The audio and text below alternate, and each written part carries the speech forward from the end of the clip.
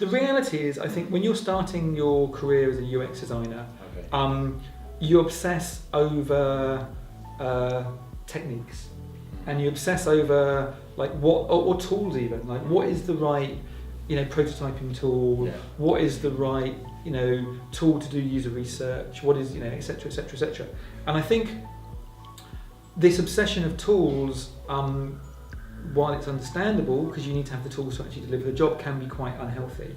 I think what I tend to find with a lot of juniors for a start is they latch onto a single tool and then they get really, really good at that tool at the sake of others. So in the old days, like 10 years ago, 8 years ago, you'd find a lot of people that would be only prototyping in Actual.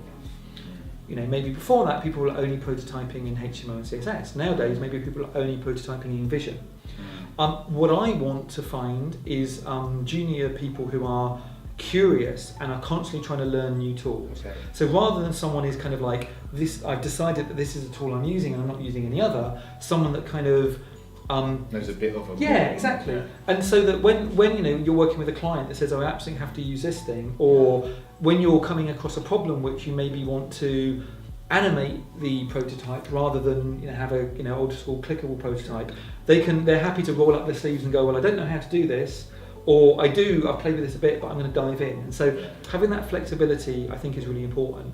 And actually, I think that flexibility of mindset and that willingness to constantly learn and change is going to be even more important as we move forwards and as we start moving into a world dominated by artificial intelligence. Because I think a lot of the old jobs in our industry, moving a bit meta now, are going to disappear. And I think if you end up being so stuck to a particular tool or technology and that goes out of, or a process and that goes out of fashion, your career is kind of gone. So you need to be constantly sort of being flexible. But I think the other thing is just, again, it's about curiosity. The best designers I know, whether it's UX or interaction design, are incredibly curious. They want to understand the world. They're willing to try new things.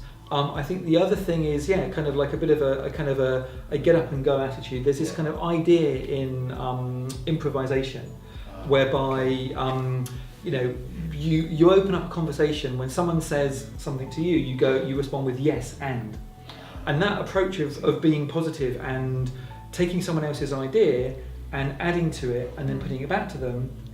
It's actually an idea that Walt Disney used to have. The Disney Imagineers had this idea or this concept called plussing, always be plussing. When someone gives you something, rather than critiquing it and going, that's wrong, that's wrong, that's wrong, that's wrong, there you go, that's a negative, that's like a no but attitude. That locks a conversation down. Whereas the idea of plussing is someone gives you something and you add to it and you make it better and you make it better. So having people with that positive approach, that when they're handed a problem, they see that as an opportunity to make it better. And that also influences the culture of the office. Exactly.